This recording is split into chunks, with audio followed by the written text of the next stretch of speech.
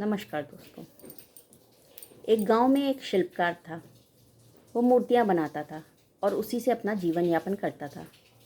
उसका एक छोटा बच्चा था। वो बच्चा उसी के साथ पूरे दिन लगा रहता था और अपने पिता को देख देख के वो भी मूर्तियां बनाना सीख गया था। धीरे धीरे वो बच्चे ने भी मूर्तियां बनाना शुरू किया।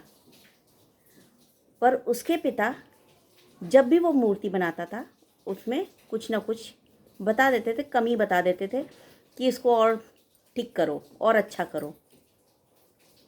वो बच्चा उन कमियों को दूर करके मूर्ति बना लेता था। धीरे धीरे वो बच्चा बड़ा होने लगा और उसने उसका खुद का व्यापार शुरू कर दिया। वो मूर्तियां बनाता और लोगों को बेचता था। और बचपन में जैसे उसके पिता उसकी हर मूर्ति में कमी निकालते थे, ऐसे ही बड़ा होने पे भी उसके पिता उसकी मूर्ति में कमी निकालते थे और उसको बताते थे कि बेटा इसको ऐसे करोगे तो ज़्यादा अच्छा होगा। धीरे धीरे उस बच्चे की मूर्तियाँ इतनी अच्छी हो गई कि दूर दूर से लोग उसकी मूर्तियाँ खरीदने आने लगे।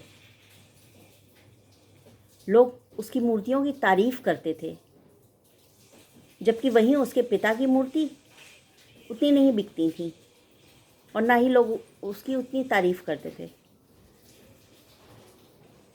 तो धीरे धीरे उस बच्चे को, उस लड़के को जो नवयुवक हो गया था, उसको अपनी पिता की गई आलोचनाएं बुरी लगने लगीं। उसको लगने लगा कि पिताजी खुद तो अपनी मूर्तियां बेच नहीं पाते हैं, खुद तो अपना व्यापार बढ़ा नहीं पा रहे हैं और मेरी मूर्तियों की आलोचना करते हैं।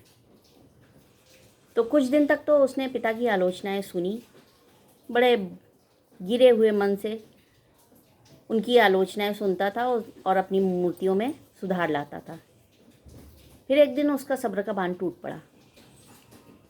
उसने अपने पिताजी से ये बात कह ही दी, अपने मन की बात, कि पिताजी आप खुद तो अपनी मूर्तियों का व्यापार बढ़ा नहीं पा रहे हैं। मेरी मूर्तियाँ लोग तारीफ़ कर कर के खरीद के ले जाते हैं और आप उनमें ही कमियां निकाल देते हैं। जब आप अपनी मूर्तियों में सुधार नहीं कर पा रहे हैं तो मेरी मूर्तियों जो इतनी अच्छी हैं कि लोग तारीफ़ करके ले जाते हैं, उसमें क्यों कमी निकालते हैं। आप अपना व्यापार अपने आप देखिए ना, मेरे व्यापार में दखल मत दीजिए। पिताजी को वो बात बुरी लगी और उन्होंने अगले दिन से उसकी मूर्तियों की आलोचना करना बंद कर दिया। अब वो नवयुवक अपना व्यापार करता था। धीरे धीरे उसका व्यापार एक स्टेबल कंडीशन में आ गया, मतलब स्थिर हो गया। उसके ग्राहक बढ़ नहीं रहे थे और लोग अब पहले जैसी उसकी मूर्तियों की तारीफ़ भी नहीं करते थे। अपने व्यापार में गिरावट देखते हुए उसको लगा कि पिताजी के पास जाके सलाह करनी चाहिए। वो गया अपने पिताजी के पास। उसने बताया कि ऐसा ऐसा है कि पहले मेरी मूर्तियाँ बहुत बिकती थीं, बहुत लोग तारीफ़ करते थे, पर अब ना ही कोई तारीफ़ करता है और ना ही ग्राहक बढ़ रहे हैं। व्यापार एक स्थिर सिचुएशन में आ गया है, स्थिर हो गया है। तो पिताजी ने कहा, बेटा ऐसा है ना, पहले मैं तुम्हारी मूर्तियों की जानबूझ के बुराई करता था, उसमें कमी निकालता था ताकि तुम उसमें और सुधार करो, पर तुम्हारे बोलने के बाद से मैंने टोकना बंद कर दिया।